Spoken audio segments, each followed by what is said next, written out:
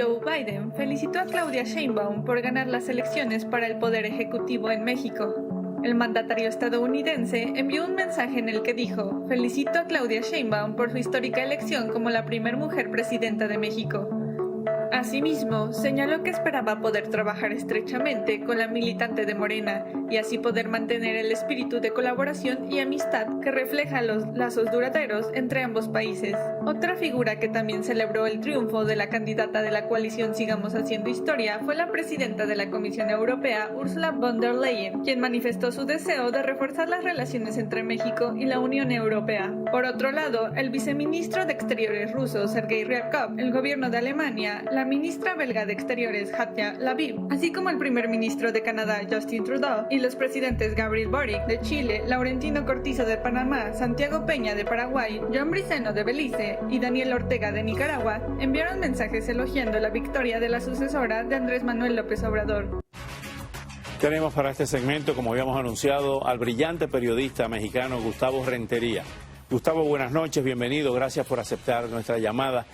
¿Qué se espera de este gobierno? Vamos a dividirlo en dos grandes temas: el tema interno de la política interna de México, un país tan importante como México, y la elaboración de la política exterior. Va a ser una continuación de la política de López Obrador en materia de las relaciones internacionales.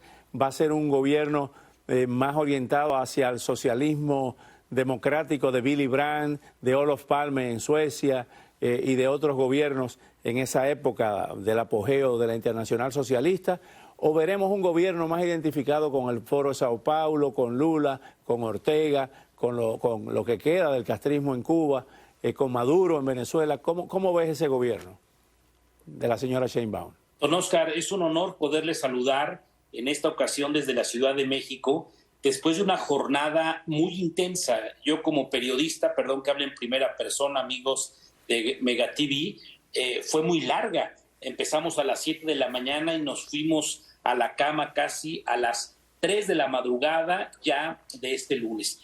Déjeme decirle, don Oscar, que es un fenómeno muy interesante lo que estamos viviendo en nuestro país. Durante muchos años, lo explicaba hace unos días aquí en su importante medio de comunicación, tuvimos un partido único que era el Revolucionario Institucional. Después combinaron el PRI y Acción Nacional, la derecha y el centro.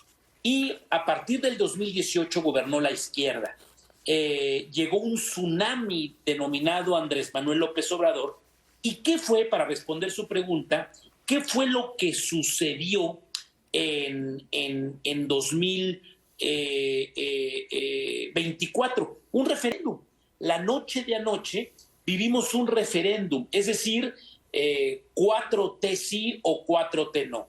Andrés Manuel López Obrador sí o Andrés Manuel López Obrador no. ¿Continuamos con la izquierda o descarrilamos a la izquierda? Fue más un fenómeno plebiscitario, fue más un fenómeno de consulta popular a la gente, más allá de escoger a la nueva presidenta de la República. Ahora bien, yo diría que no es un socialismo, yo diría que no es un fenómeno como lo que se vive en Venezuela, en Nicaragua o en Cuba, sino yo creo que es una fórmula de democracia social muy a la López Obrador. Y unos dirán, ¿qué es eso? Bueno, es que él ha basado toda su estructura de gobierno en una frase: primero los pobres, y también en otra: no nos vamos a robar el dinero que antes se robaban los del PRIAN.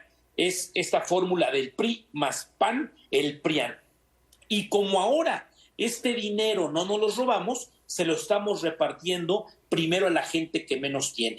Así es de que esto permeó de tal manera que imagine el fenómeno, don Oscar, amigos del auditorio. En la Cámara de Senadores, mayoría calificada.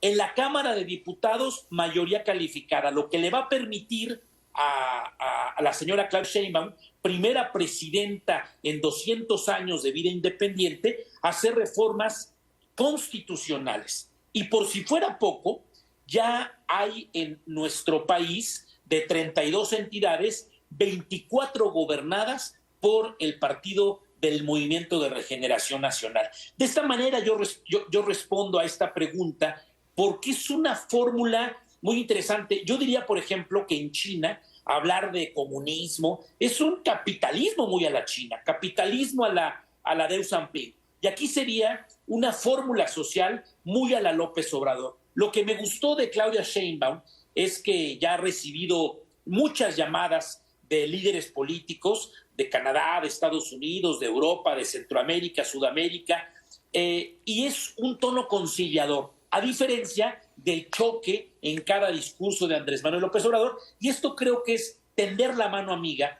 porque una virtud de los políticos que es, cuando hay victorias, don Oscar, hay que ser magnánimo, porque si no, vendría pues un golpe severo a la diminuta oposición que hoy va a tener la próxima presidenta de los Estados Unidos mexicanos, querido don Oscar.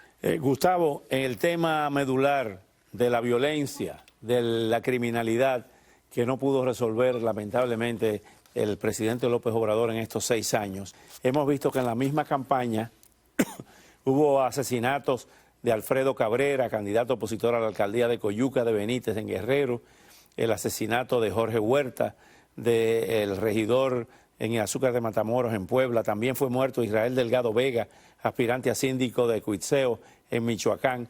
¿Cómo ve el reto, el desafío de la nueva presidenta para enfrentar el crimen y las bandas, los carteles?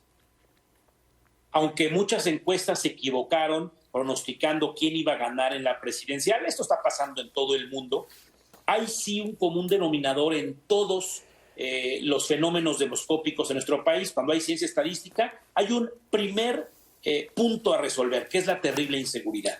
Es decir, secuestro, robo a casa habitación, robo a transeúnte y en particular el homicidio doloso. Esa es quizá la tarea de la señora Claudia Sheinbaum, la virtual presidenta de los Estados Unidos mexicanos. Creo yo, don Oscar, que sí se puede combatir, porque organizados, estoy seguro, somos más fuertes que cualquier grupo criminal. Pero hay que entender el fenómeno, y creo que ya lo platiqué también en emisiones pasadas con mis amigos de Mega TV. El fenómeno es que la droga casi siempre se produce en Centro y Sudamérica, cruza por México para llegar al mercado mundial más grande del planeta. ¿Cuál es este? Los Estados Unidos. Y este fenómeno de trasiego de drogas, trasiego también de seres humanos, porque están buscando mano de obra barata allá en el norte del continente, pues hace más compleja la situación. Yo creo que también la fórmula de abrazos, no balazos, no es lo único que se tiene que aplicar, porque el presidente López Obrador saliente dice, vamos a combatir las causas, vamos a combatir el problema de su origen, pero mientras eso pasa, las bandas criminales están haciendo de lo suyo. Hay que recordar algo, don Oscar, para concluir esta respuesta. Genaro García Luna, que fue el secretario de Seguridad de Felipe Calderón Hinojosa, recordemos que gobernó del 2006 al 2012 la derecha, era un hombre que ayudaba a los grupos criminales, tanto que en Estados Unidos está por resolverse una sentencia en contra de este personaje que supuestamente combatía a los grupos criminales, pero era facilitador de los grandes cárteles de la droga. ¡Qué horror! Gustavo, lamentablemente tenemos que irnos, pero vamos a continuar con este tema tan importante por la importancia de México. Y ahora vamos a escuchar el importante mensaje comercial de Juan Cabrera de Ace Restoration Services.